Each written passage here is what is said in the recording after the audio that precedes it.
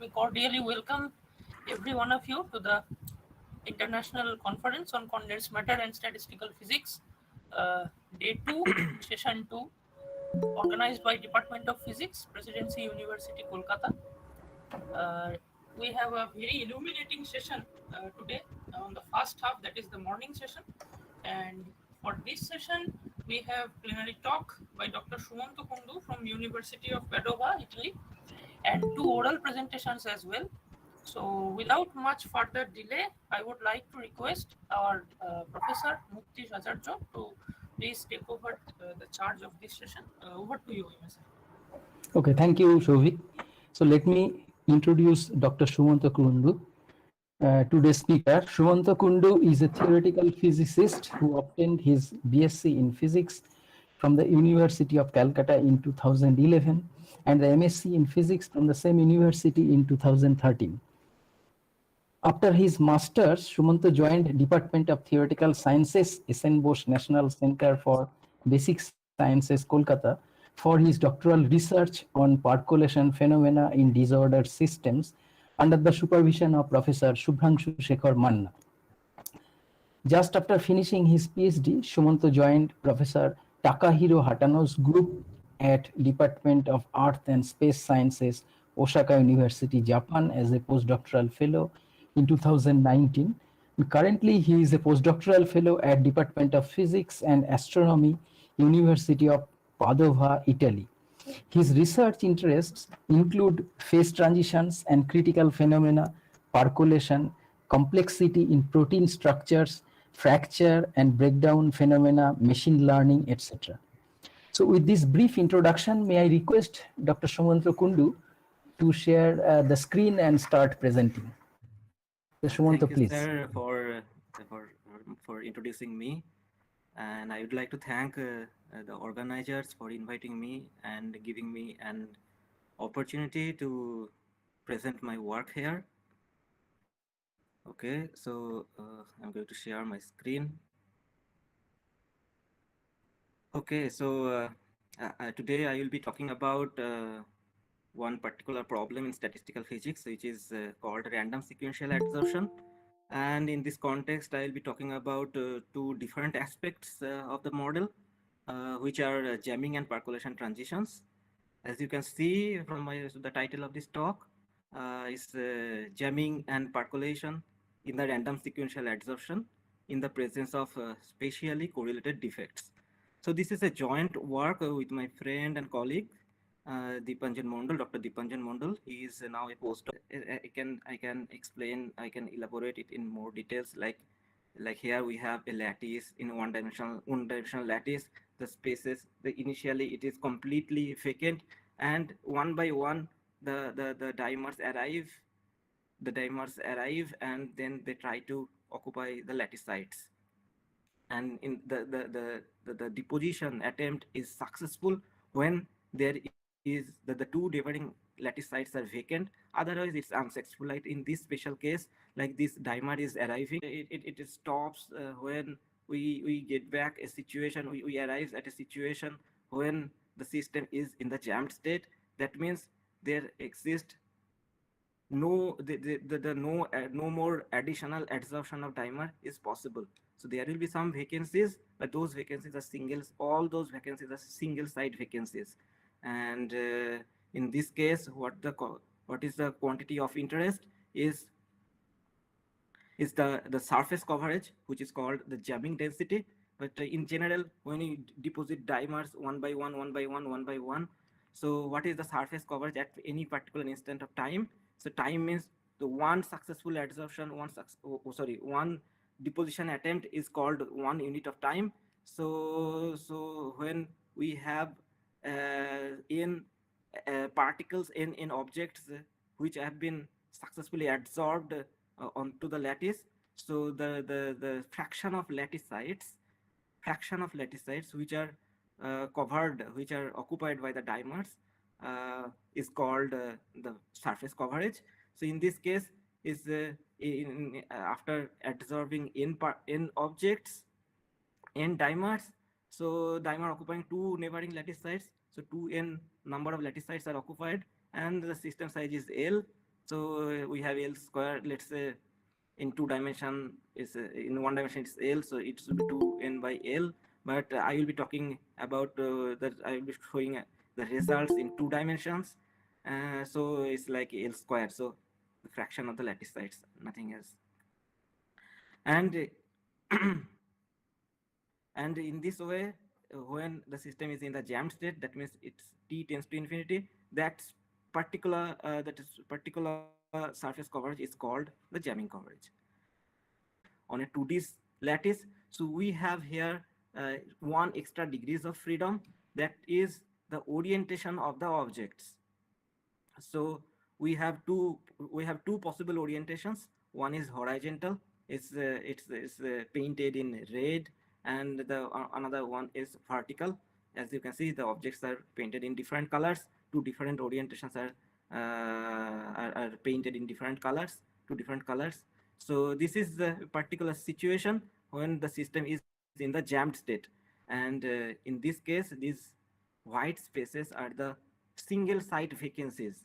So, and in this case, what we do, so if we elaborate the statement of this problem, is that we start with a completely empty lattice, two-dimensional square lattice, and then we select a particular orientation of the depositing dimer, which would be like either horizontal or vertical, and they are equiprobable, so they are selected with probability half. And then once the orientation of the deposited dimer is selected, then we try to make an attempt to be at whether it will be a successful adsorption or not. So the restriction is same. There should not be any overlap between the objects. So there exists only one interaction, which is excluded volume interaction. So in this particular case, the problem is not solvable analytically, and the values are known up to numerical accuracies on two-dimensional square lattice. And if it is a the dimer, in case of dimer case, the jamming density is 0.9068. So the more general situation could be the problem of anisotropic random sequential adsorption. In that case, one particular orientation is preferred over the other. Other means let's say the horizontal is more probable than vertical. So we can construct an anisotropy parameter, and we can tune the value, and then we can see what would be the jamming density and so on. So this anisotropy parameter could be varied between one half to 1. So half means equiprobable, so we get back the situation of this problem. So the jamming density should be 0.9068. And in case of in the another extreme limit, when it is unity, that means only one particular orientation is possible, either it is horizontal or vertical. So in that case, so it's like a one-dimensional problem. The problem reduces to the one dimensional because we have only one possible orientation possible in the system. So it's a one-dimensional problem, and we get back the jamming density, which is on a lattice 0.86, close to 0.86. So by tuning these two parameter, this anisotropic parameter, we can tune continuously the jamming densities, jamming density between this to this. Okay, so this is the case. We have a clean system. Like clean system means we do not have any defects into the system. The system is pure. But in reality, the situation could be more difficult, more interesting, in the sense that we have defects in the reality in the system. So let's consider this situation. In this case, in the simplest case, let's consider the defects are single side defects. So what does the defect means? So the defect signifies, like, we can consider in a chemically adsorbed media, right? Chemical medium, in which the particles gets attached to the surface, on the chemical surface, due to the binding energy of the surface, the particles gets attached to the surface. So the in that situation, in that case, the defects signifies some locations in where the binding strength of the objects is so negligible that the objects cannot be attached to the surface. So this is the realistic situation. This is a more realistic situation. And what would happen? The question is again the same. What would happen when we have defects in the system? And if we tune the jamming, sorry, if we tune the defect density, which is denoted here by Q, so fraction of lattice sites which are occupied by the defects. So we have 30% of defects in this particular example. We have 30% of the sites are defective sites, and these sites are completely forbidden for the adsorption. But the remaining vacant space, that means we have 1 minus q fraction of lattice sites. Those lattice sites are occupied by the dimers, and in the simplest case, let's consider the situation, the dimers are equiprobable. The orientational, there is no orientational bias. The horizontal and vertical dimers are equally probable. So in that case, by varying q, we can get different jamming densities. The system will be jammed at different filling fraction. And in this particular example, when we have 30% of defective sites in the system, the jamming density is this 0.57. Okay, so it's only, I have only talked about the jamming density and so on, but the more important question is, in the jam, in this particular problem, a transition is associated. It's called the jamming transition, and it is characterized by this way: the fluctuation of the jamming density, and it has been it's how does it scale? It scales as a power law in this manner. So then this exponent nu j, which characterizes the jamming transition. So what we see, what would be the jamming, the value of this exponent? Okay, so for q is equal to 0, that means we have a clean system. In that case, it is known in the literature, it should be 1 in two-dimensional case. Nu j 1 by nu j should be 1 in two-dimensional system. But for any other values of q, like let's say here is the q is equal to 0.8, so 80% sites are defective sites, but the 20% sites are occupied by the dimers. In that case, if we calculate this quantity and we plot on a log scale with the system size, you can see this is a completely straight line, and the exponent of this straight line is close to 1. So again, for different values of q, so irrespective of the value of q, we see that this exponent is universal. And in the literature, actually in the literature, it is known that this exponent is universal in the sense that when it is, and it is only dependent on the dimensionality of the space. So it's actually nu j nu j is 2 by d. So d is the dimensionality of the space. So in two-dimensional, it should be 1. So here we have also observed that. But this law is more robust in the sense that this is true even on the fractal lattices.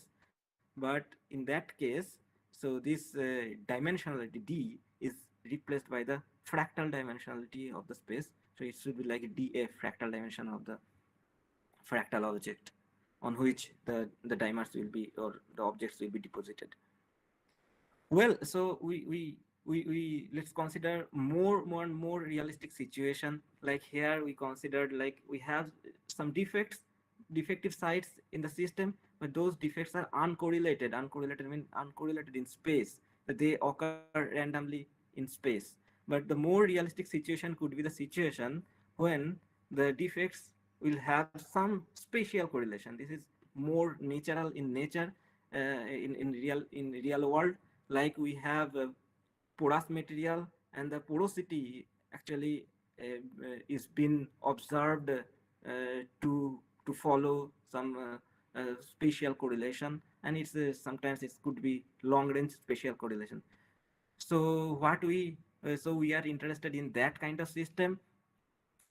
So what we do, we introduce spatially correlated defective sites into the system, and then we ask, and then we we deposit the timers on the remaining vacant space, and we ask whether the jamming transition and all the other properties would be affected due to this spatial correlation or not. So here you can see on the left, you can see, so this is also a defective system.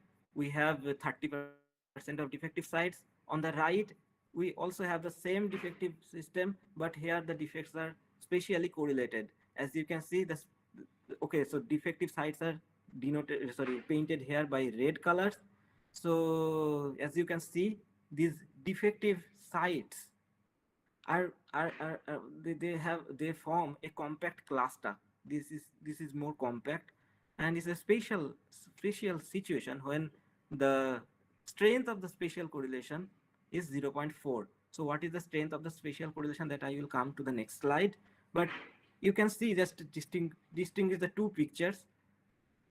Here the defects are homogeneously distributed in space, but here the defects form some cluster. When we introduce spatial correlation among the defective sites, they form some compact cluster, and we can also quantify that compactness of these clusters. And what we have done in order to quantify the compactness of these defective sites, what we have measured, that, okay, you can see there are different uh, clusters of defective sites. So among those clusters, we just we just pick the largest cluster, and we calculate the largest cluster of the defective size and how it scales with the system size. And it scales in this fashion: is for q less than qc. Q is the defect density when it is less than a critical value qc. So qc is a particular situation, that is when the defective cluster form impulse. So I will come to this percolation picture more later. So in this case, when q is less than qc, is the system, the defective system, the defect space is in the subcritical regime of the percolation transition. So that means these clusters are very minuscule, and they are not sufficient to form a global connectivity. And global connectivity means there should not be any defective cluster that spans from one end of the system to the another end of the system. So in that situation, if we calculate this quantity, it varies in this way. For random defects, is alpha is equal to 1. So it's quite expected. This is subcritical regime of the percolation transition of the defective sites. So it should be 1, and we get back that particular thing. And when it is strongly correlated, this alpha is more than unity. And if we decrease the strength of this strength of this correlation, we have seen that it continuously, this exponent alpha continuously decreases. If we decrease the strength of the spatial correlation, and it get back eventually to the value 1, which is the case of uncorrelated defects. So we introduce this defect, and then we ask the question, what would happen about the jamming density and jamming transition? So this is the special case. So like here, in this situation, the defects are homogeneously distributed when they are uncorrelated. So they will, while depositing the dimers, they will the dimers will experience lot of screening effect, and lot of attempts will be unsuccessful, and there will be lot of vacant space. But here is compact, so this screening effect will be reduced. So we systematically increase the spatial correlation. Okay, so spatial correlation, and then we landscape holds this kind of special property or not. We calculate the correlation function, and then we found that exactly follows the long range correlation is on log scale. It's a power law. As you can see, is the gamma value is small, so the decay of this curve is very slow, and so this is strongly correlated. So, but if you increase the value of gamma, this correlation strength gets reduced, and for gamma tends to infinity, that means it will be decreasing, decreasing, decreasing, and in the limit gamma tends to infinity, it will be like Dirac delta function, and we get back the situation of uncorrelated picture. So in this fashion, we generate the correlated landscape, and then we rank these values. So let's say this is the 1, this 2, 3, 4, 5, 6, this way.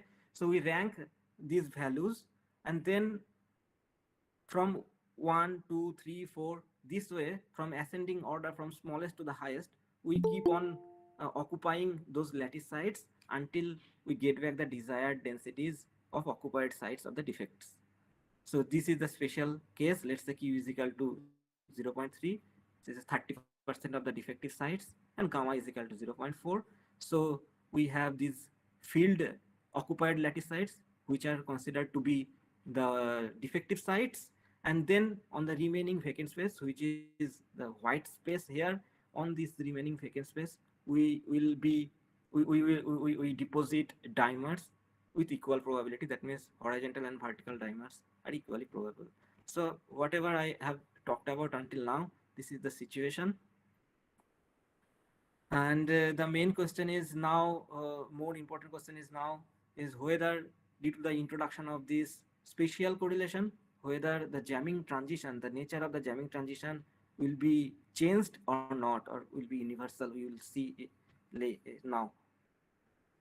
So as you can see, so this is the jamming transition is characterized by the fluctuation of the jamming density, as I mentioned before, and it's a power law. It varies as a power law. So in this fashion, so what we do, we plot these values delta L against L on a log scale and try to see whether they follow a straight line or not. So in this case, when we have spatial correlation, this is for gamma is equal to 0.5, strongly correlated. 0.6, so the system gets going towards the uncorrelated situation when we increase the value of gamma. So as you can see, so there is a small curvature here. So it's not exactly a power law, and it seems to saturate for strong correlation. It seems this curve seems to saturate towards a value. So we have tried to fit the data on using a modified functional form. We added this constant factor b and tried to fit the data using this form. And here is this plot delta L minus B. So it should follow, if it is the, if is the delta L follows this kind of scaling law, then delta L minus B should be straight line on a log scale. And as you can see here, for a particular value of gamma 0.8, we have 4 sets of curve for different defect densities. And you can see this is not unity, it's far from unity, and it's monotonically continuously varies as we increase the defect density for a given correlation strength gamma. Alternatively, what we can do, we can fix the defect density, and we can tune the value of gamma. So small value of gamma is the strong correlation, but when you increase the value of gamma, the system approaches towards the uncorrelated situation. So as you can see, it's a where q is equal to 0.3, sorry 0.2. As you can see, it's far, the value 1 by nu j is far below than unity, but it continuously going towards the value unity when you increase, sorry, the value of gamma. That means when you decrease the spatial correlation strength.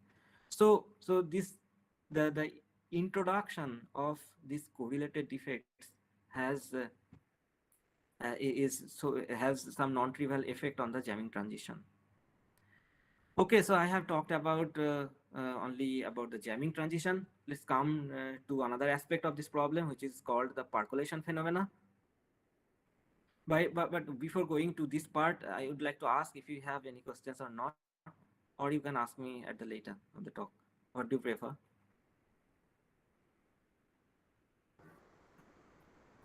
Any question from anybody else? Okay, I think they prefer to ask you at the end of the At the end. Okay, yeah. so I'm going to proceed. Okay, so let's now talk about the percolation problem, the percolation situation. So what is percolation phenomena? So it's actually deals with the emergence of large scale objects, large connected clusters, connected cluster. So in the literature we have the two simplest version of the lattice percolation, which are bond percolation and side percolation. In case of bond percolation, the lattice bonds are occupied with probability p, or they are kept vacant with probability 1 minus p, and p is the tuning parameter. By tuning the p, you can tune the number density of the bonds. So if you tune for p is equal to 0, if you ask the question, okay, whether there will be a percolating path or not, what is the percolating path? Okay, you can consider these occupied bonds are the metals, and the unoccupied bonds are the insulators. So it's a metal, and the system is a metal and insulator mixture. It's a mixture of metal and insulator. And if you put the system and then apply a potential difference, so the question is whether the system will be in the conducting phase or not. Well, so in order to have the current through the system, there will be a metallic path that connects from this end, one end, to the other end of the system. So that is of course dependent on the value of p. So if we tune the p, it is observed that at a particular value of p, the system starts conducting. And you can see, of course, before that value, so it's a particular that particular value is called pc. Pc is the percolation threshold of the system, and on the square lattice is exactly known, it's half. So if p is less than pc, the system will be in the non percolating phase, that means insulating phase. There will be no current through the system. But if p is greater than pc, the system will be in the percolating phase. That means there will have at least one connected cluster of these bonds that connect one end of the system to the another end. So this is the percolation problem. Is as you can see, is all about the problem of connectivity, global connectivity. Global connectivity means the connectedness of one end to the another end of the system. So this is the bond percolation, and here is the side percolation. In case of side percolation, instead of lattice bonds, the lattice sides are occupied one by one, and in that case the pc is not known exactly, but it's known numerically is 0.59.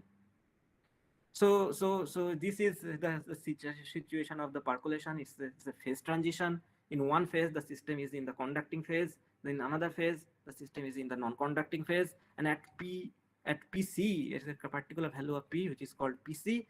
At pc the system undergoes a phase transition, and it's known in the literature that this transition is continuous in nature and is universal in the sense that this kind of this bond percolation or side percolation or the geometry of the lattice, those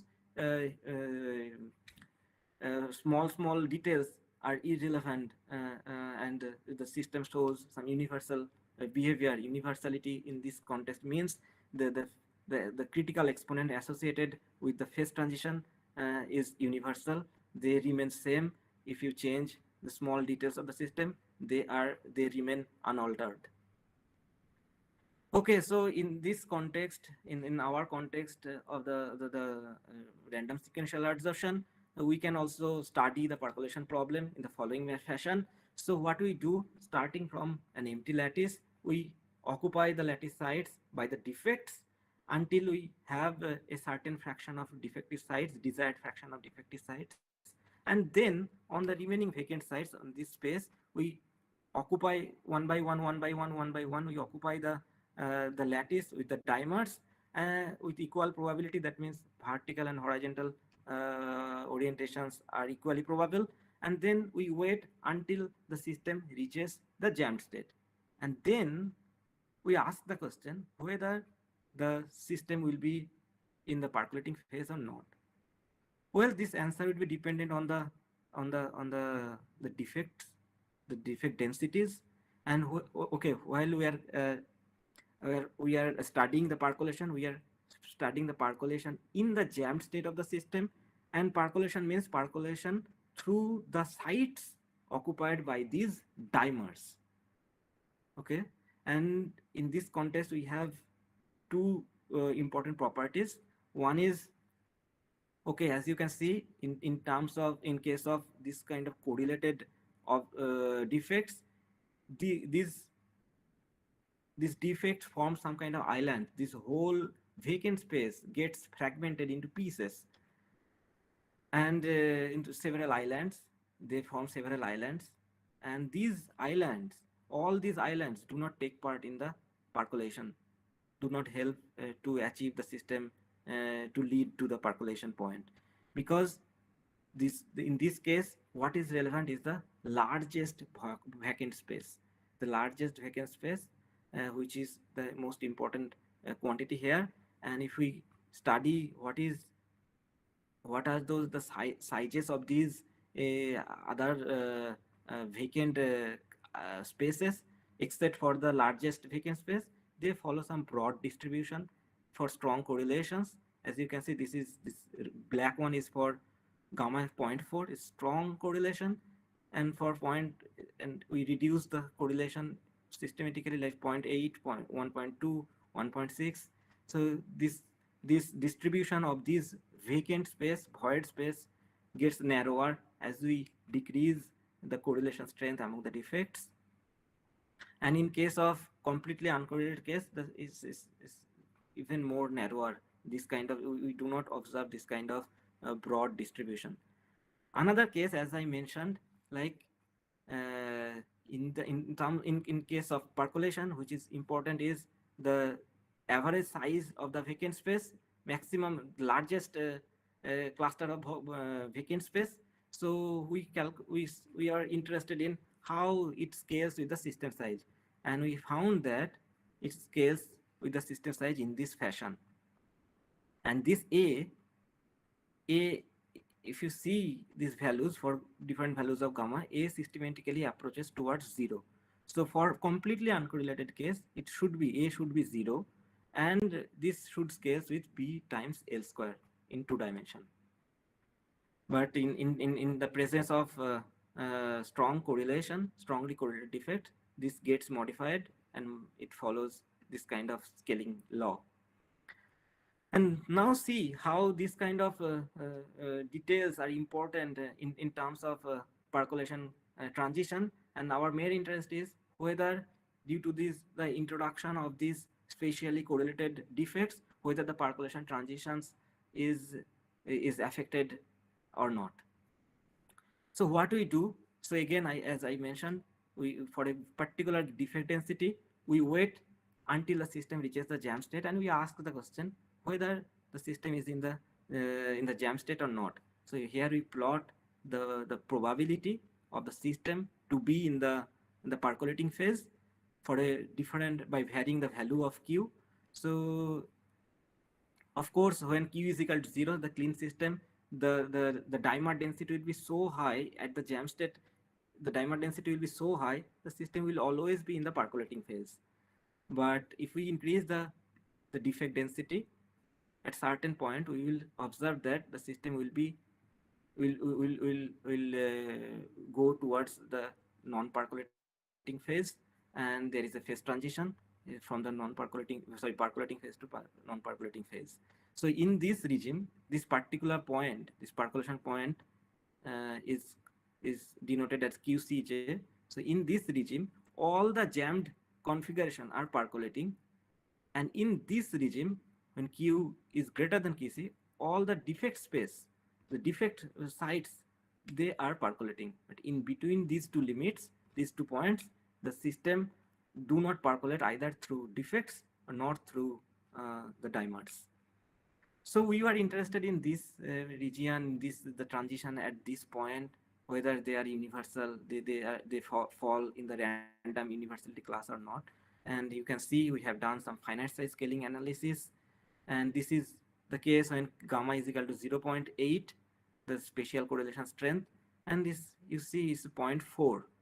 But for random defect, it is this value 1 by nu p is 0.75, and so it's far beyond that universal value. And you can see we decrease the correlation strength. So it's for weak correlation, little bit weak correlation compared to this, so 1.5, and we get back, we get this exponent 0.662. So in this way, by scaling analysis, we have calculated this exponent 1 by nu p by systematically varying the value of gamma. As you can see, so this is a monotonic function of gamma, this exponent, and when it goes towards the uncorrelated situation, like higher value of gamma, it is approaching towards the its universal value, which is 0.75. So this the introduction. So what is more important here is that we have only spatially correlated defects, but this remaining vacant space, on this remaining vacant space, we are depositing the dimers randomly, completely randomly. But these defects are sufficient to change the universality class of the percolation transition through these dimers.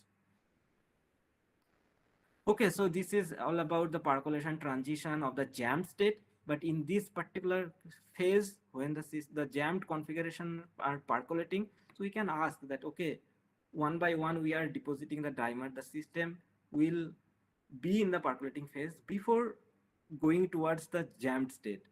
The system will be percolating before going towards the jammed state. So what about that percolation transition? So so for a given value of Q defect density, what do we do?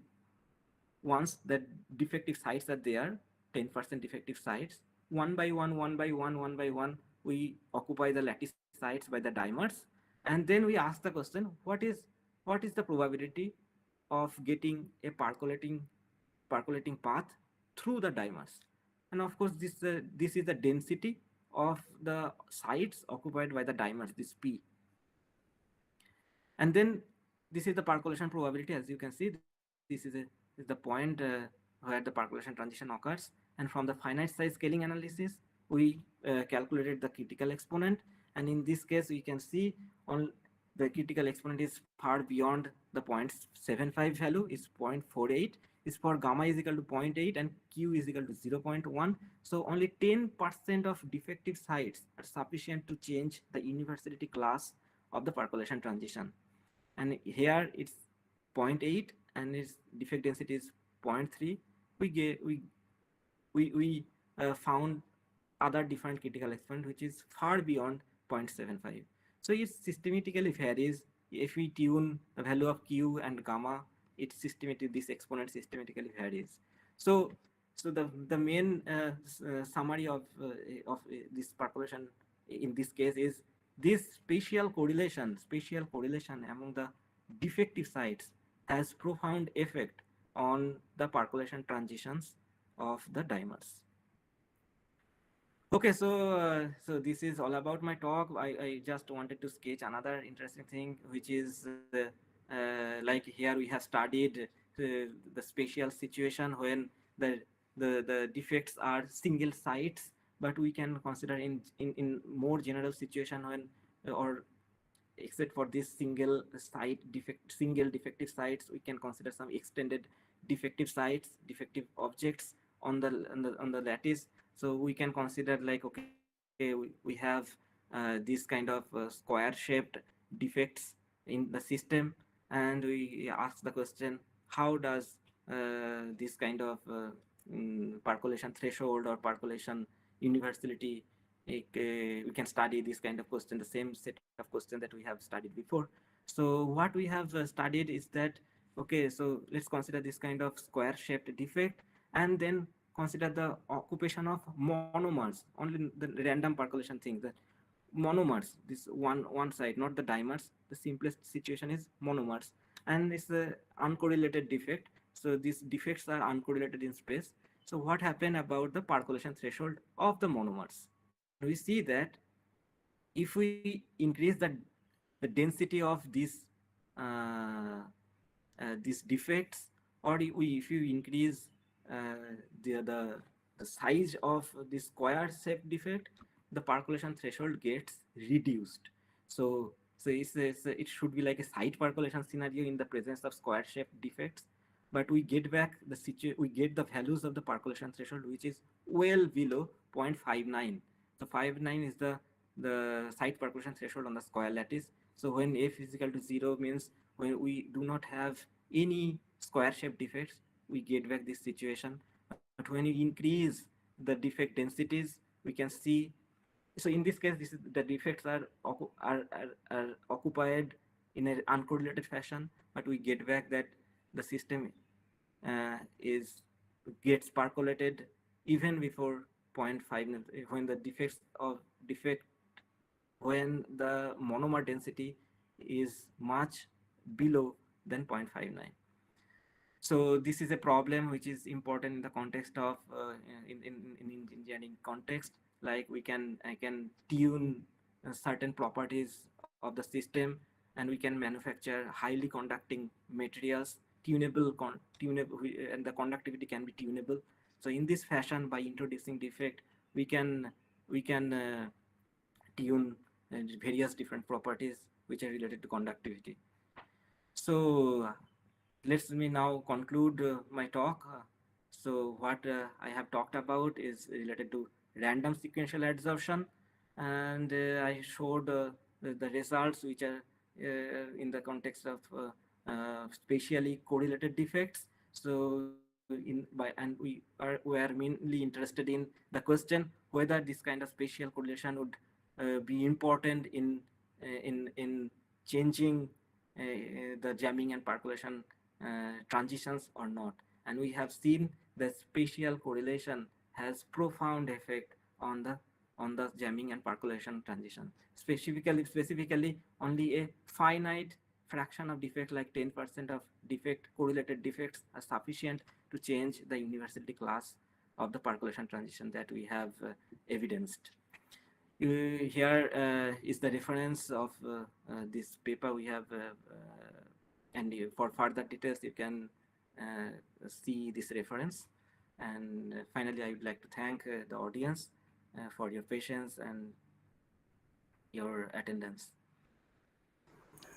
Thank you, Sumanta, for a nice presentation of jamming and percolation transition. Thank So you. students are waiting with their questions in the chat box. So let me read this. Okay. One question from Shovik. Is jamming coverage, say for a 1D lattice chain, unidirectional or completely random? Sorry, in one dimensional, what I could not get that particular term unidirectional, the phrase unidirectional. So Word. Shovik, So can you please? Meaning of Yes, this sir. unidirectional? Actually, I wanted to mean that jamming coverage, we can see the expression, right? That P at T tends to infinity. That is actually the expression of jamming coverage. My question is that what kind of coverage is actually this? Can it be actually random? Or how can we choose Well, that, yeah, we are how this coverage can depositing dimers randomly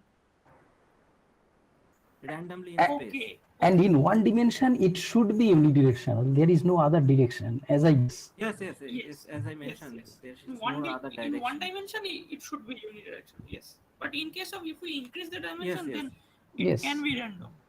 Yeah. Like here in two dimension, we have 2 degrees of freedom. One is horizontal and vertical.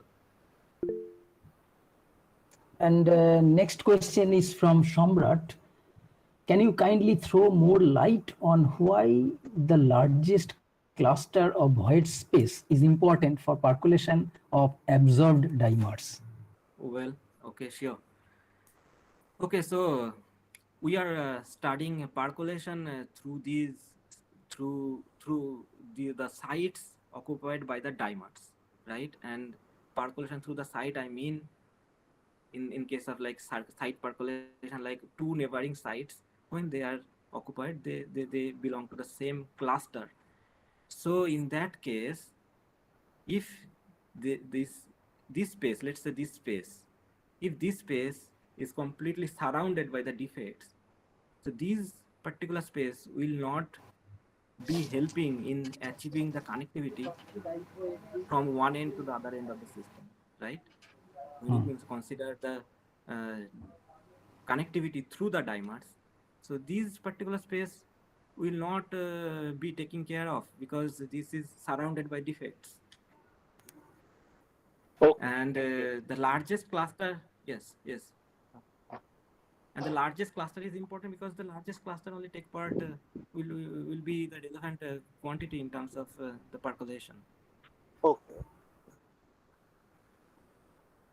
One more question from Professor Arunava Chakrabarti. What is exactly meant by correlated defects? Does it mean that the cluster size at one part of the lattice is somehow related to the cluster size at another place? Okay, so the question is about the what is this correlated defects. Defects. Yes. So random defects means when we occupy the a particular site, the next occupation of the lattice site by the defects is completely independent of each other. But here it is dependent. Once one particular site, once there is a defect on a particular site, the next site will be occupied or not by the defects. That is a dependent quantity. Okay, does it mean that, say, if I give you a rule that whenever a site, whenever some places will be occupied in your lattice, they will be occupied in pairs, for example, always. So that it is definitely a kind of a correlation, right? Of course, this is the kind of a correlation, but that is short range correlation. Right, definitely, yeah. Mm-hmm. Short range But correlation. True. short range correlation, if we introduce only short range correlation, the I don't. universality class does not change. Yes, yes, and no, I don't think anything serious will happen in that case for short range Mm-hmm. correlation. Exactly. But in that case, Sumanto, Mm-hmm. is there a way to define exactly how big should the range be? I mean, so what That is range you call short range? I mean, so if it is three sites, it is still short range. Okay. I understand. This is very important question. I think okay, so there is one answer that we try to find out. Like here, even it's long range. Yeah. So here, tune the value of gamma and we calculate the jamming density. Or in Mhm. that, the other case of percolation transition, like here, Mhm. so the system is going towards the uncorrelated situation, but still we have a long range correlation. So what would be the scenario? Means why there is long range correlation, but it's weakly correlated. So Okay. what is the most important quantity here? So we try to formulate one particular thing that is called extended high risk criteria.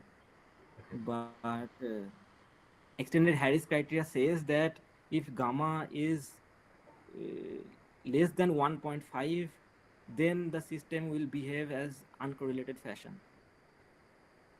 Okay. But here also we have seen that even on when it is 1.5, the exponent is not the random, the exponent does not coincide with the random uncorrelated defect situation.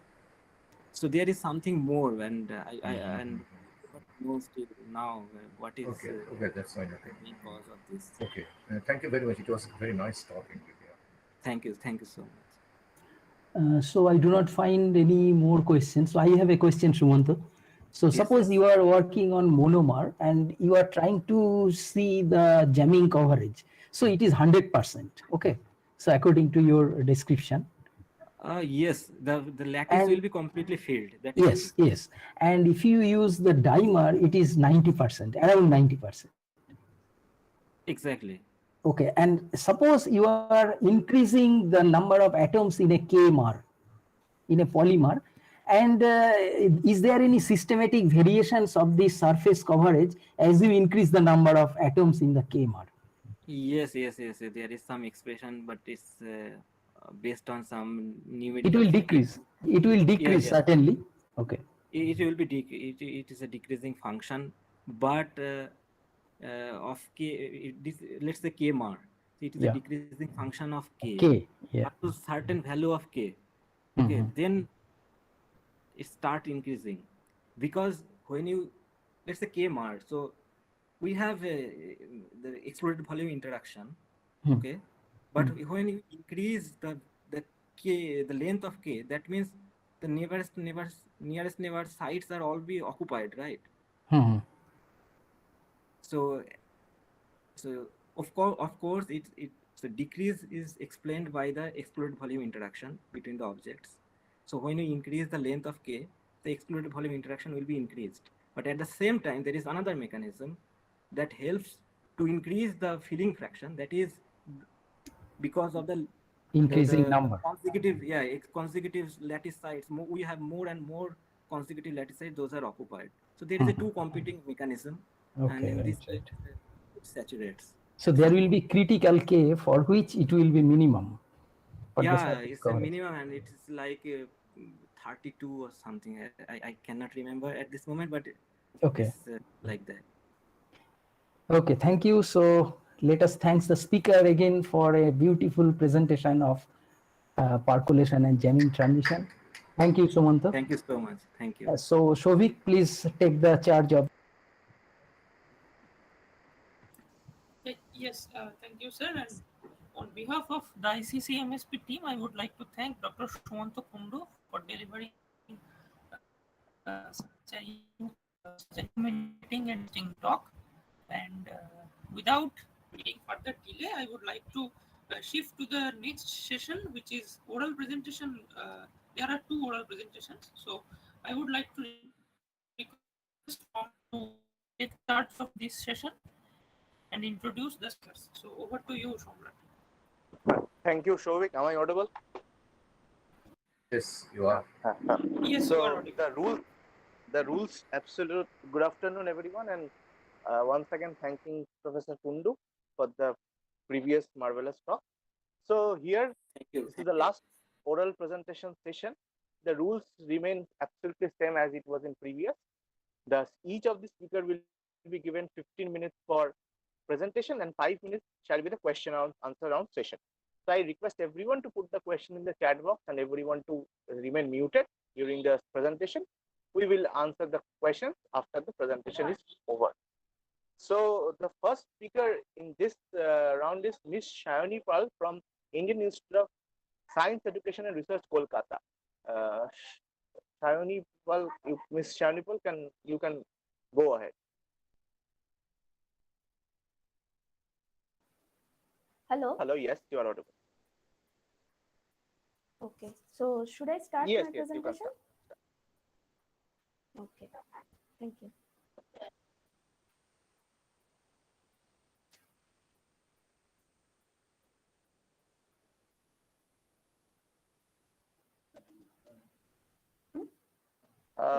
You can present your screen also.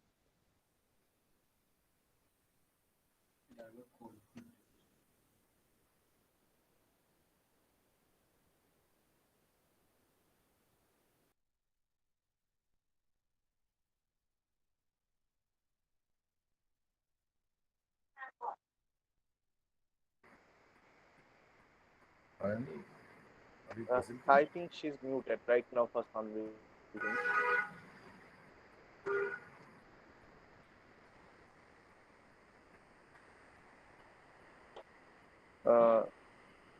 Can you hear us?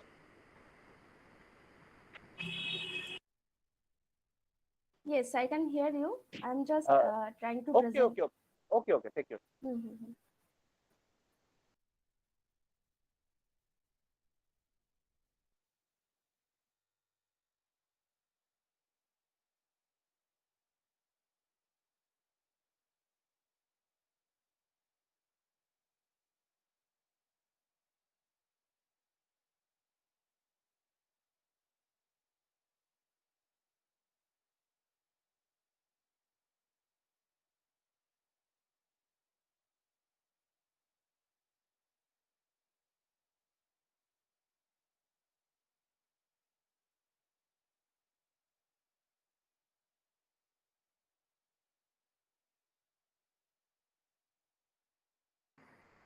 Your screen is visible? Yes, absolutely. Okay, you can go.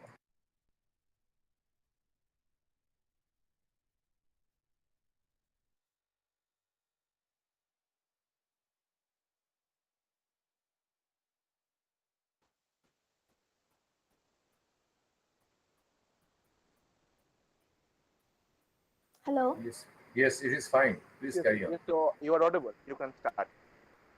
Okay. Okay. Thank you.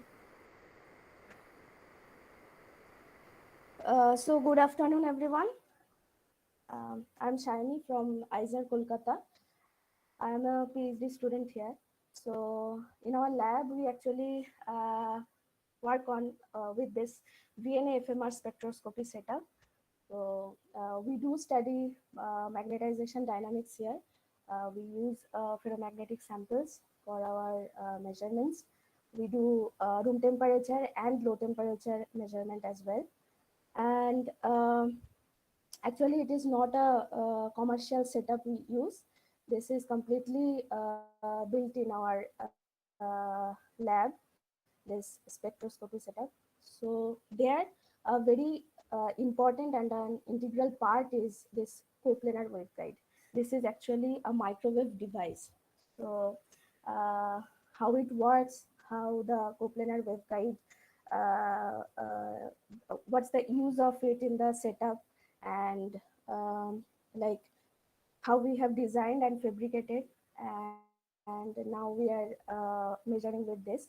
So how this all have happened, that I'm going to talk today. So basically the coplanar waveguide and the whole setup. So this is the outline. This is how I'm going to present today. So first of all, I will discuss actually why magnetization dynamics is so important now, why we are studying that. Then the general introduction uh, about this dynamics and the like the measurements, how people do. And then the core part of the talk, that is the instrumentation part.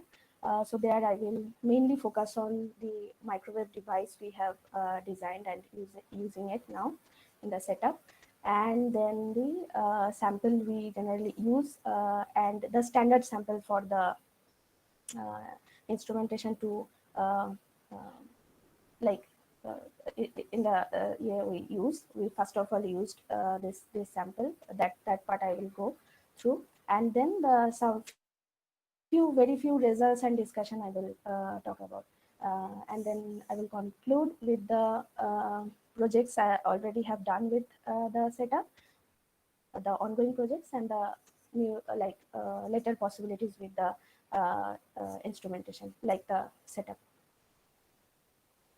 So first of all, why to study magnetization dynamics? So as we know already that magnetism, magnetization, magnetic samples, these are like very old topics to uh, discuss, because we have already studied this in our textbooks. We used in our daily life, like in hard disk drive, like in different laptops, in mobiles, in different like in microphones, everywhere actually. In our daily uses, we use this phenomena, magnetism. So what new to it is the possibilities of the different kind of thin films, nanostructure, multi-layers, magnetic multi-layers. We can now fabricate these things in our lab. So that is the new techniques we come up with. That's why studying these thin films, nanostructures, these have actually raised the interest again to study in this field. So magnetization dynamics in this kind of system is quite new to us. And one of such discipline that actually that has a great impact of our electronics industry is spintronics now. So that's kind of a that's kind of a discipline that actually interplays between this magnetization and spin transport. So that part, and obviously the like whatever we are using now, whatever magnetic devices or storage media or field sensor we are using now, we need more like faster devices, we need smaller devices with less power consumption. So that is the industrial interest to it. So and why we have used FMR to study magnetization dynamics, that is because FMR is a very well established and well studied experimental technique that we can rely on to characterize the properties of magnetic samples. That's why FMR, ferromagnetic resonance spectroscopy. And there was some old techniques for FMR spectroscopy.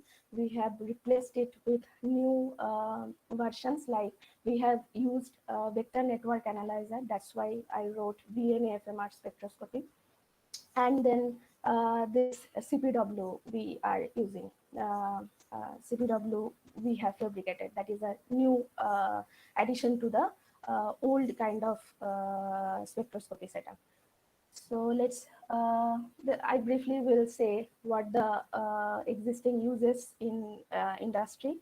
That is magnetic sensors we use, magnetic recording heads, and storage devices like in hard disk drive. These are all like the very use of the magnetization property magnetic system.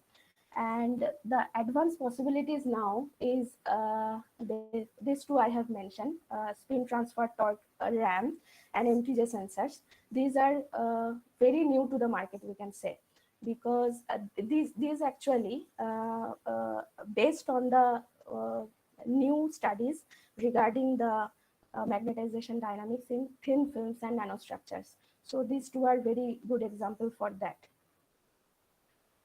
So, and in basic research, spintronics is one such research area where very like um, where where new studies have been done, and it's a very hot topic to research on, I can say. I have just mentioned three of the streams inside this huge spintronics. That is spin pumping, inverse spin Hall effect, spin transfer torque.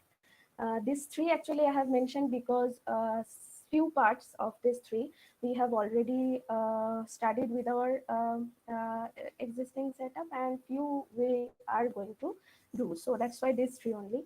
And as I have mentioned, that spintronics actually plays between this magnetization dynamics and spin of the electron, like the spin current.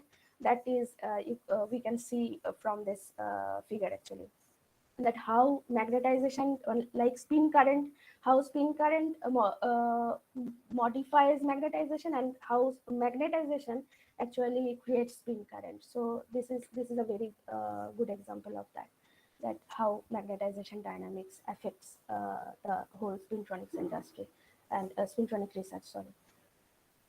So now I will give a general introduction to magnetization dynamics. So this is a phenomenological description, of course, of the magnetization dynamics. So as we know that when we have a ferromagnet, so there is there is magnetic moments of the ferromagnet. Now, if we apply an external magnetic field to the system, that external field will magnetize the sample, and due to that magnetization and field will be generated inside the material, and the combination of this external magnetic field and the magnetic field due to magnetization, these two will combine, and a net magnetic field will be inside the magnetic field. Let's say H is that magnetic field, and M is the magnetic moment of the ferromagnet, we can say. So what happens is when we just apply the magnetic field, the net magnetic field, let's say H, the magnetic moment of the ferromagnet will start to precess around that field. And if there is no energy loss in that process, then this precision will last for infinite time. That we can see from the first figure, like A, and the first term in the right hand side of LLG equation. So that actually describes how it will precess. But it's not like it will precess for time, because energy, like the system loses energy. So that precision doesn't last for long. So in that case, how the relaxation affects the like how the dynamics changes when the relaxation, we add the relaxation, that part we can see from the second figure and the second term in the right hand side of LNG equation. So there, this torque term m cross dmdt, that actually shows that how the precision like stops, and how that magnetization or the magnetic moment aligns with the H field.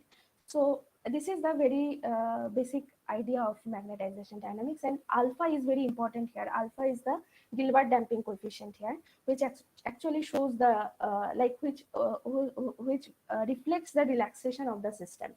So this part I will talk about detail, talk in detail after a few slides. So this is the very basic thing of dynamics, magnetization dynamics. So this is we know that magnetization dynamics is this, but how to probe that? Like how to know that what is happening there? How to probe that? So for that part, we need this magnetic field, that is RF field, that is the microwave field we use in spectroscopy. So when we apply a magnetic RF field perpendicular to this net magnetic field, that is H, if we apply it like in the direction of let's say in the Z direction, H is in the Z direction.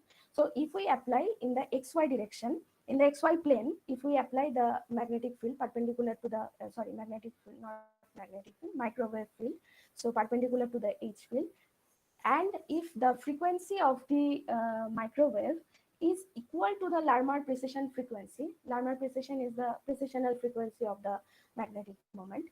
If that happens like perpendicular and equal to the Larmor frequency, if that condition satisfies by the microwave field, then we will get an absorption, like the system will resonate and maximum absorption of the energy of the microwave energy will be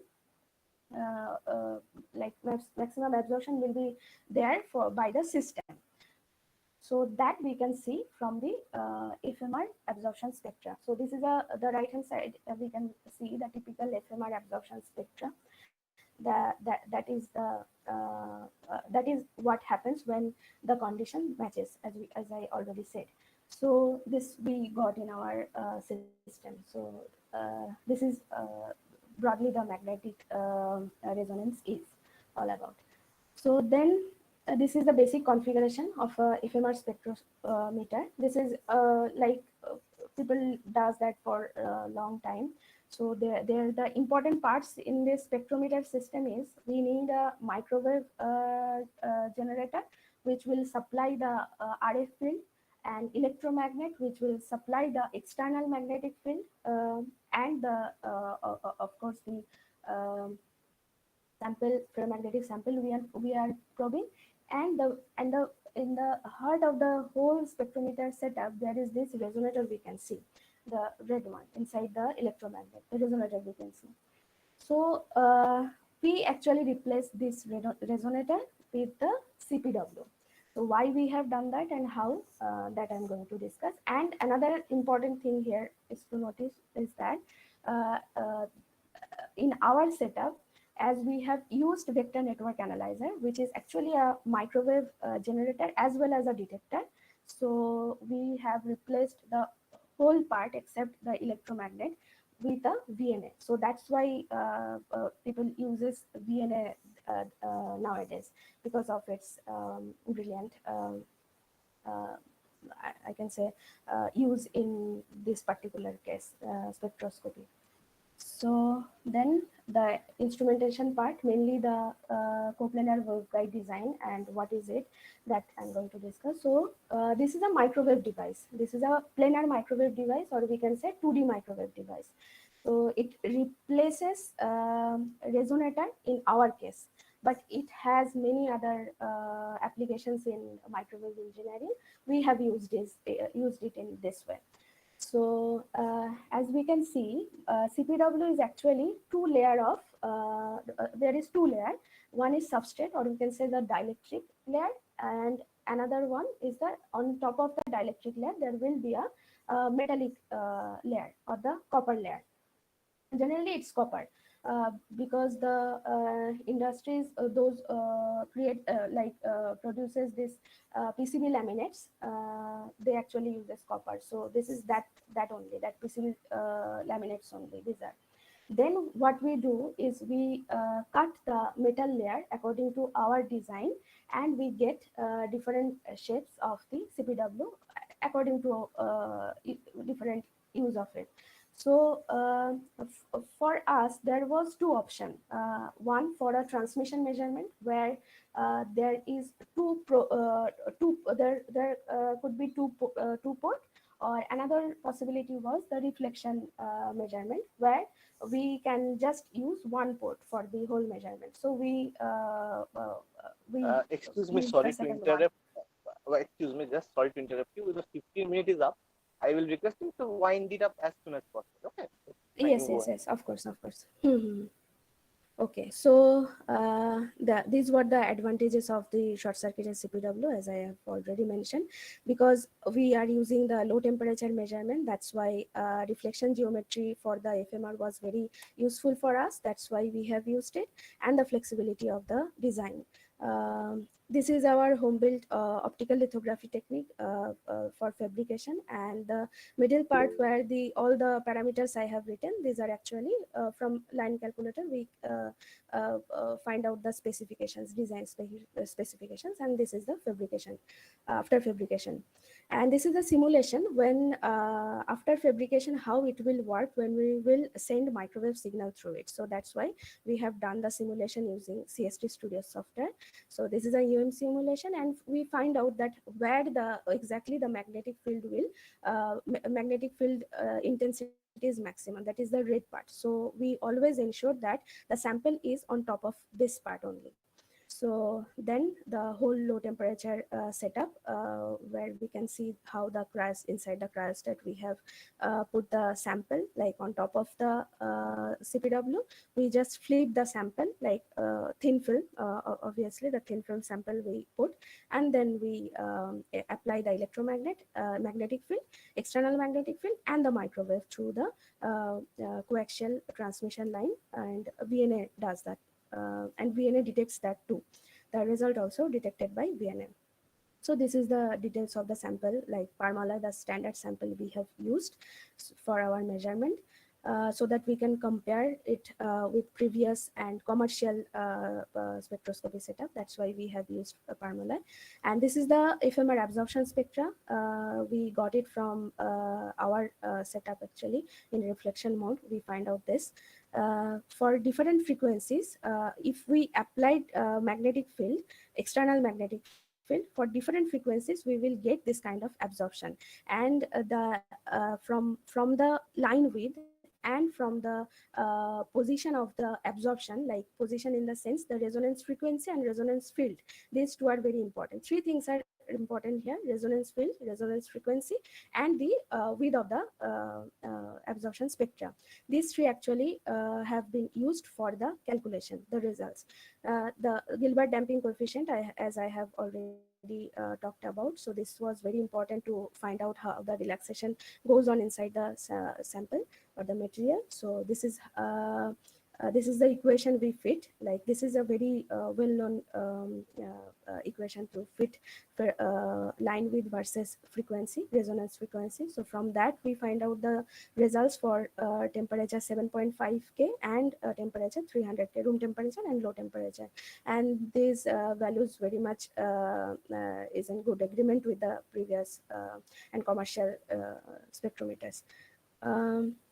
Then this effective magnetization, this is the Kittel formula, where we have fitted our data, and just like the previous one, we have measured it at low temperature and at room temperature, and we found out the data which matches the commercial one. So we can say that we successfully have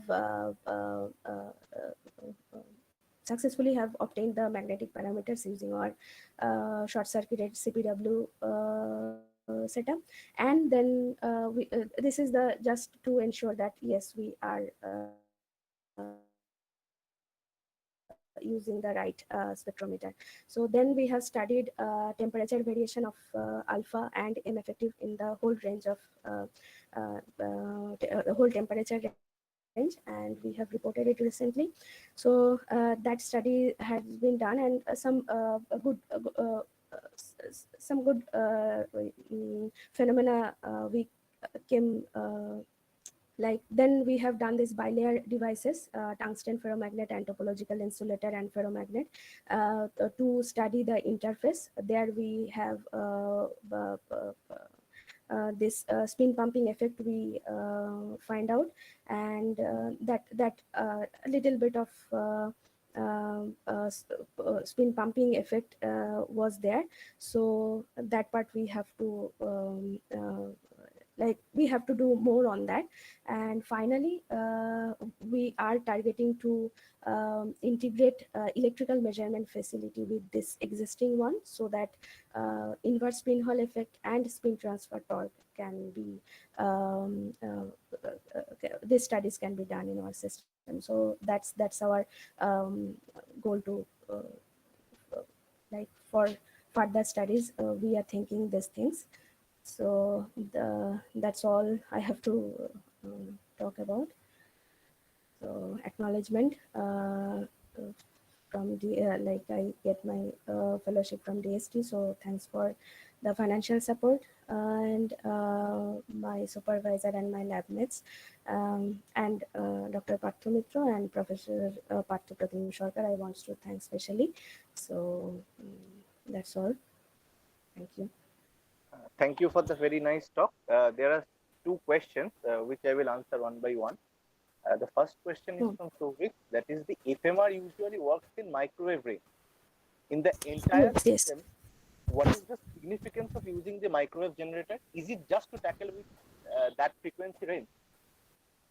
Yes, that frequency range, because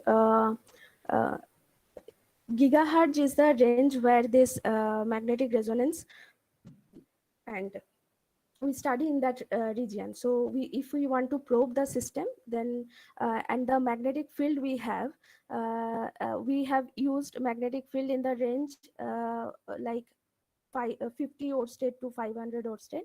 So in that region, when we apply the magnetic field, the resonance is actually happens in that microwave region, like from 2 to 6 gigahertz microwave region. So to probe that, we need microwave generator. Okay, thank you. There is another question from Shomodip. That is, can we use this technology for cloud storage? For cloud storage for the, I think the memory purpose is referring. I understood, sir. Like this particular spectroscopy arrangement you are saying. Shomodip, do you meaning that only, I believe?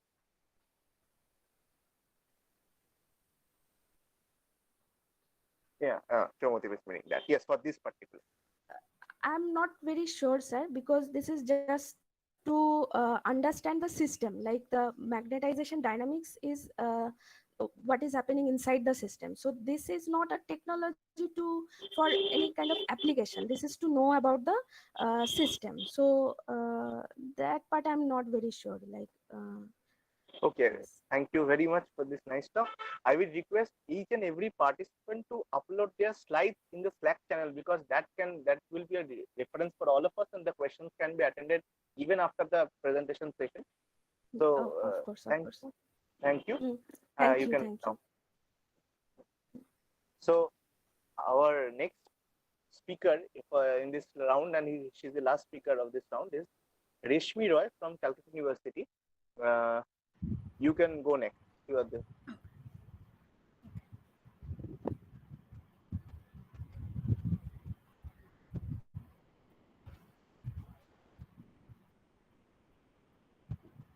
You can share your slides.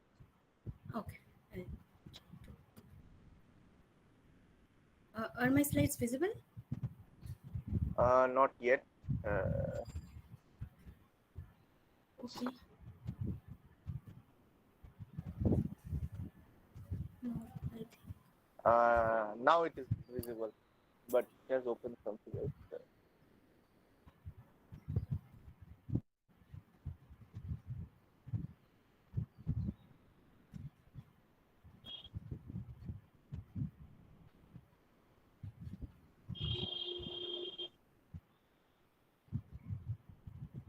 Is that okay now?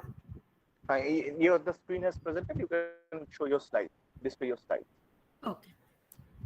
So, good afternoon, everyone. Oh, excuse me. You need to open Okay. your slides. It is the Google Meet interface is being shown on the screen. Uh, I am showing my interest. Then,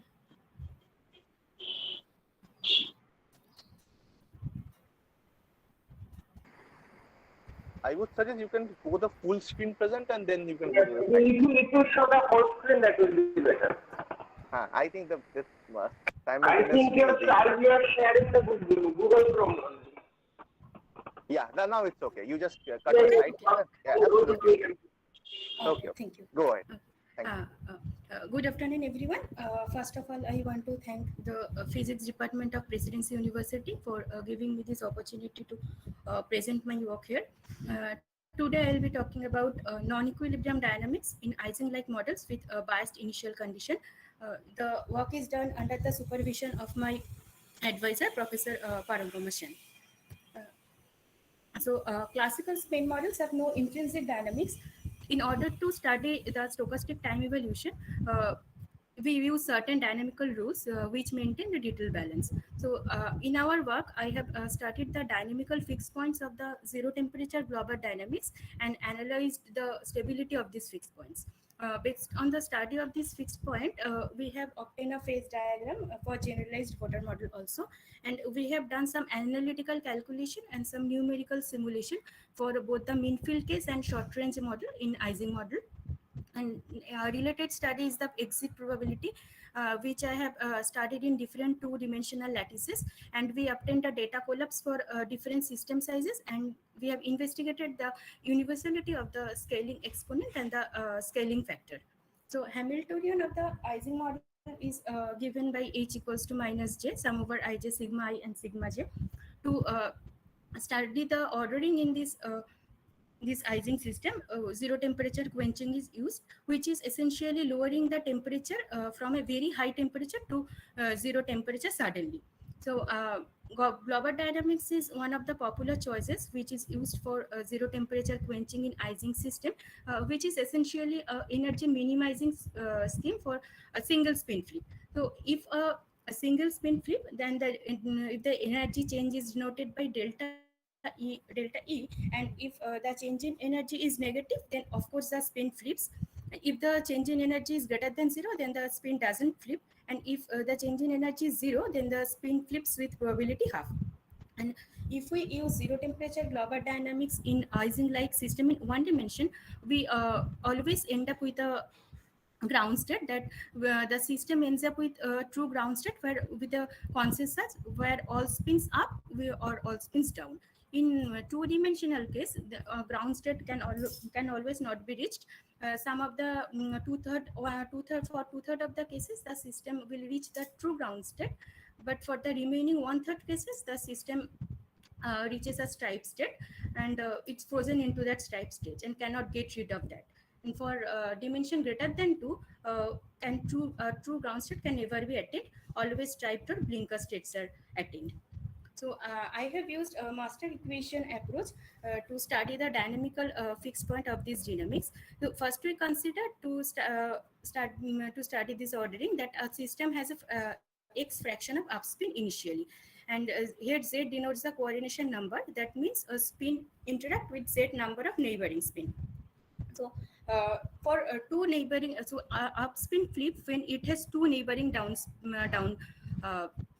spin, as x is the fraction of upspin in the system, so 1 minus x is the fraction of downspin in the system. So upspin flips when it has two neighboring downspin. So the probability that a spin has two neighboring downspins is 1 minus x into 1 minus x, and a spin with flip with probability half when it has one upspin, one up down neighbor and one down neighbor, and the probability that a spin has one up neighbor is x and one neighbor is multiplied by 1 minus x, and it can happen in two ways. A spin flips with probability half. So the total probability that upspin flips will be summation of these two particular probability, that is 1 minus x square plus x into 1 minus x, and similarly p minus is the probability that downspin flips. And the evolution equation will be given by dx dt equals to 1 minus x into p minus minus of x into p plus, where 1 minus x is the fraction of downspin, p minus is the probability that a downspin flips, and similarly for the upspin. And putting the values of p1, p plus and p minus, we get that dx dt equals to 0. Here I have not used any particular steady state condition, just putting the values of x1 and x2, sorry, p plus and p minus, we get that dx dt equals to 0, and that is x0, say. So this the x is over configuration average actually. It means if we start from a, if we take different configuration and evolve zero temperature quenching dynamics, the dynamics conserve the magnetization. So after we take a large number of configuration, and after the evolution we can check that total magnetization is conserved. But this is not the case for z equals to 4 and z equals to 6.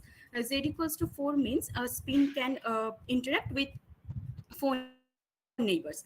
So here similarly p plus and p minus is defined. So p plus is the summation of our 4 probability term, that is, the first one is if a spin has 4 neighboring down spin, and it can have 3 up spin and 1 down neighbor, and then it can have 2 up neighbor and 2 down neighbor, that's all. And similarly that way p plus and p minus is defined. In that case the master equation will be dx dt equal to minus 2x cube plus gx square minus x. uh, so here the dx dt is not 0. If we put the steady state condition, implying the steady state condition, we put the dx dt equals to 0, and the solution of which will be x star equals to 0, 0.5 and 1. So we get 3 solution of the steady state condition. And now we have to check what is the stability of these fixed points.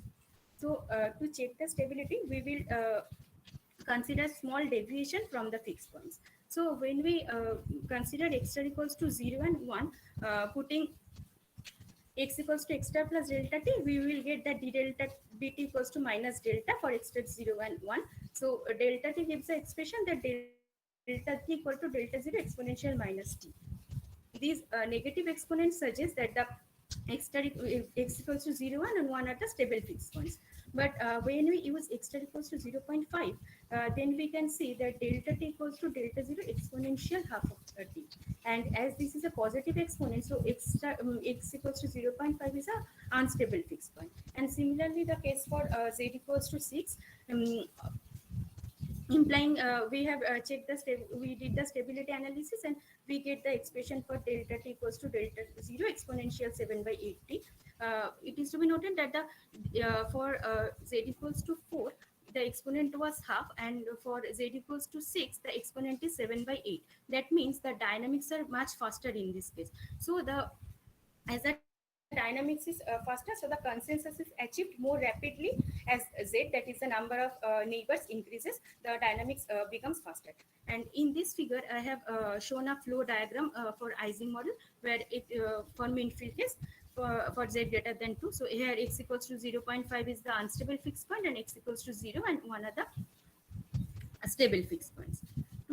These were the analytical results, and to verify these results with the numerically, I have consider delta t, where delta t is x minus 0.5, where x is the initial where x is the fraction of upspin, and we have started from a x0 initial fraction of upspin, and we have tried to check how delta t varies with time, and we get exponential behavior in the analytical calculation.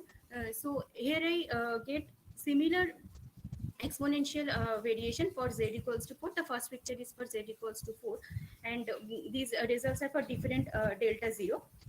As delta 0 increases, the saturation is attained much faster, because the system is more ordered to begin with, and the system firstly it shows a exponential variation with time, then it attains a consensus.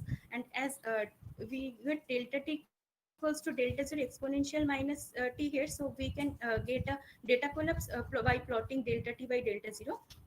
So this instead shows the data collapse, where I have plot delta t by delta 0 against time.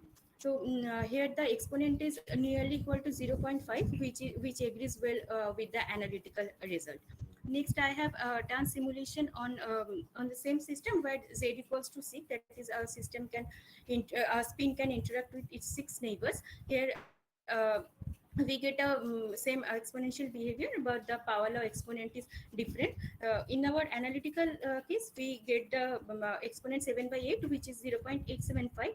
But for in the numerical simulation, we get the exponent which is nearly equal to 0.86, which agrees well with the analytical results. So here I have considered the mean field case because the neighbors were chosen randomly. I didn't include any nearest neighbor interaction here. We just selected a spin, and the spin was interacting with some neighbors, some 6 neighbors or 4 neighbors, depending on the value of z. But now we'll consider the interaction with its nearest neighbor, and we try to verify the result with short range interaction on lattice in Ising system.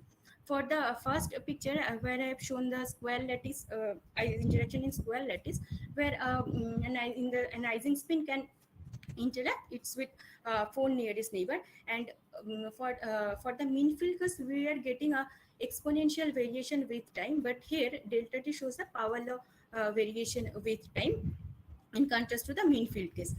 And it shows a power law behavior in time with an exponent nearly equal to 0.5. To check the dependency on the dependence on the number of neighbors, we have also conducted simulation on the triangular lattice. So here, though the z is different because the in triangular lattice number of nearest neighbor is 6, we get a similar power law behavior, but the exponent is same as the square lattice case, is nearly equal to 0.5. For the simulation, we get 0.46, where delta 0 equals to 0, where delta 0 equals to 0.01. Next, we have conducted simulation with in the square lattice with considering moon neighborhood, when a spin can interact with its 8 neighbors, that is its nearest neighbors, and plus their next nearest neighbor. And we have considered that z1 and z1 and z2 are to be equal in strength. And here we get similar power law behavior, same as the square lattice case and the triangular lattice case. Next, we have taken a cubic lattice where the number of neighbors is same as the triangular lattice, but the dimensionality is different. Here the dimension is 3. And here we get that we get a power law behavior, but the exponent is different. Here the exponent is power law exponent is 0.7 in the cubic lattice case. So we can conclude that in this case, though the number of neighbors are same, the exponent is different. So the power law exponent just depend on the dimensionality of the system, not the coordination number or the number of neighbors that spin is interacting with. But for the mean field case, the number of neighbors was important. So the analytical, we know that for all dimension in the ordering process, the absolute value of magnetization shows a power law behavior for short range interaction in Ising model. So, and if we take a magnetic system, and this domain grows as to the power eta d, where d is the dimension and eta is the domain growth exponent, the magnetization is over the sum of all domains, that sum over xi, where xi is the uncorrelated random variable, and xi will varies as to the power eta d. And the stochastic variable m of average over m will be 0, and m squared varies as to the power eta d. So for from them we can see that absolute value of magnetization varies as to the power eta t by 2. Eta equals to half for all dimension, and considering these results, beta will be 0.5 in 2D as we are getting in the square lattice, and for beta equals to 0.5, and beta is nearly equal to, beta is comparably similar for the simulation case and the analytical case. So a related study is the exit probability, and this exit probability is defined as the probability that the final state corresponds to all upspins starting from x0 fraction of upspin. So as I have talked earlier, the system in one-dimensional Ising system can always reach ground state, and for two-dimensional case also two-thirds of the cases a system can reach consensus. So depending on the so here we are checking that the probability that a configuration will end up, what is the probability the configuration will end up with all spins up starting from a finite number of up spin. So exit probability varies linearly with x for one-dimensional Ising model. The for the short range interaction case, exit probability is linear for 1D Ising model, which is with this result is already available. So I have checked here for the mean field case where two neighbors are chosen randomly, and here I also see that the exit probability varies linearly with the initial fraction of upspin, and it obviously it is time it is system size independent. It always shows a linear behavior with x0.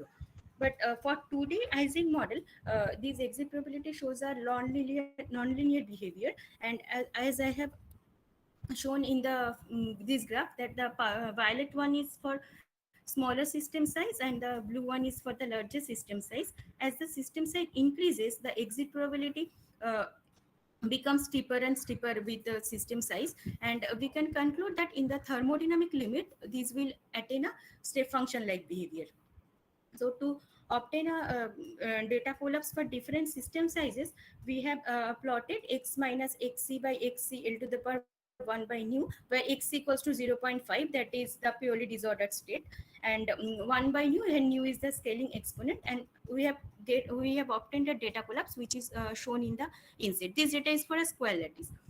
So the in the square lattice, we in the inset we see a data collapse for different system sizes, and we try to feed the scale data with a scaling function, that is fy equals to 1 plus tan hyperbolic lambda y by 2, and it fairly it agrees well with the result. And we to investigate the universality of this exponent and the scaling function, we have also conducted a simulation. We have also measured the exit probability in a triangular lattice system, which also shows a similar behavior like square lattice case. The graph becomes steeper as the system size increases, and we Excuse me, yes. just one interruption, that 15 minutes is up. You should wrap up as soon as possible. Okay, sure. So, and for triangular lattices, we have shown the similar results. Here, the scaling exponent is nearly equal to for the square lattice, but the scaling variable is different. That is, the lambda is different, but mu is same. And for mean field case, if we talk about the mean field case, here it was for short range interaction. But if we did simulation for the mean field case, we can see that the scaling exponent is same for z equals to 4 and 6. So it doesn't depend on the number of neighbors in the mean field case, but the lambda is different. That is, the scaling function is different. So now I will talk about the generalized Botan model. For a generalized Botan model, spin free probability is defined as Wi sigma equals to half of 1 minus sigma fi of sigma, where fi of sigma is the fi of sigma is the sum over its nearest neighbor interaction, and we have obtained a similar master equation. And for similar master equation, and here we obtain a consider stability analysis for the solution of the master equation, and we get a I obtained a phase diagram for the generalized Botan model. And for generalized Botan model, this is the yellow region is the paramagnetic phase, and this one is ferromagnetic phase. So we obtained a phase transition, but these, as we have used mean field case in this case, so it shows a larger region that is ordered compared to the two-dimensional case. So so now I make the conclusion that the dynamics is at zero temperature in Ising-like system with up-down symmetry with different. Instead of taking the master equation approach for this work. What? Is there any other approach? Shovik, can you explain by audio? Unmute yourself. Yes, actually, I want to know that you are actually treating the Ising model, right? So Yes. there are so many different approaches that can be taken to Yes. tackle the Ising model for different systems. I am just Yes. asking, for this particular system, is there any other approach, or is there any specific reason for using this master equation like approach? No, actually, I have taken the simplest simplest master equation. I have just Yes, I yes. have not taken That's actually using true. a short That is the range simplest. interaction. Yeah. This is the Simplest simplest. one, yes. And considering the short range interactions, right, that you have described in the plot. Can you pardon? Can you please repeat once? Yes, actually, here they were considering the short range interactions, right? And the Yes. simplest approach for this is the master equation approach. So that is used. Yes. Okay, thank you. Okay, thank you. So the next question, or rather a query, is from Professor Arunava Chakrabarti, that he says that I am a bit confused. If you have analytically exact results available, why are you trying to match that, verify with numerical simulation? Are you planning for cases where you cannot do analytical work and want to check if your codes are working fine, or I am misunderstanding? No, actually, I have conducted simulation both on numerical. So the analytical results are available for purely disordered state. Okay. So when the system was purely disordered, that the fraction of upspin is half and fraction of downspin is half in the system. So we have studied. So I will try to check that for a larger system sizes. Okay. Thank you very much for this very interesting talk. So with this this session, the last session of oral presentation ends. I would request everyone to upload their slides on the slide channel, and so that people can post their questions over there. And also, I would request everyone to fill up the form, the Google form link that is available on the chat box, so that we can send them the participation certificates to all of them. So now you can unshare your screen, stop sharing your screen. So with this, I will hand over the session to Tovik again. Thank you. Okay, thank you, Samrat, as well as all the speakers. I would like to request the participants to visit our Slack channel for the posters. The speakers are also requested to upload their slides in the Slack channel as well. So finally, we are at the end of our 2-day-long conference. On behalf of Team ICCMSP, I would like to thank each and every audience at Google Meet as well as YouTube. And we have a very nice interaction sessions for the plenary talks as well as the oral presentations, and very nice participation all over the crowd, all over the audience. And I am finally handling over the mic to our departmental head, Professor Arunava Chakrabarti, to conclude officially and deliver the vote of thanks. So over to you, ACSR, and thank you all. Thank you, Shovik, Samrat, Moitra, Somodip, and everybody. So it has been a wonderful experience for us all, I believe, and I am eager to thank sincerely everybody involved, beginning with the authorities of Presidency University, Honorable Vice Chancellor, who has been kind enough to give us approval to hold this conference online and using the Presidency logo, and to do it under the umbrella of Presidency University. And as I told on the very first day, that is yesterday, while inaugurating this event, that it is totally a student-driven activity. We have been trying to do this for a couple of years now, and I am also I thank all the students involved here, Suvik, Samrat, Moitra, Somodip, and their friends. Okay, whose names may not float up easily here, but they all have been behind this wonderful series of talks and the poster sessions, and the arranging for the links and sending the links to everybody. And no doubt that I am also indebted to Professor Muktish Acharya, who always has stood by me, and jointly we just are trying to put such an adventure as a regular, put in front of you as a regular event, because nothing is actually beyond academics in an academic institution. So I think the students enjoyed the session, and we hope to organize such events in future. With your collaboration, with your cooperation, we can hope that such events will be grand success again. So thank you all. We are now closing formally the interaction session and the international conference on condensed matter and statistical physics. Thanks.